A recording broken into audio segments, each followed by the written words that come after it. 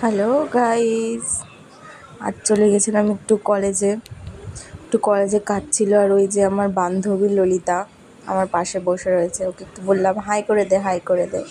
ও high করে দিল। এতক্ষণ বসে থাকার পর অবশেষে ট্রেনের দেখা পেলাম। প্রায় 1 ঘন্টা মতো বসে থাকার পর এই যে আমাদের ট্রেন, তিনি আগমন করছেন। অবশেষে আমি ট্রেনে উঠলাম। প্রচণ্ড ভিড় ছিল গাইজ আজকে ট্রেনে। উফ বাবা, আজকে ওয়েদারটা জাস্ট ওয়াও ছিল, দারুণ দারুণ। তাই ওয়েদারটা একটু তোমাদের সাথে শেয়ার করে নিলাম। দেখো গাইজ কি দারুণ লাগছে ওয়েদারটা। আর এই যে আমাদের মঙ্গলসূত্র কলেজ,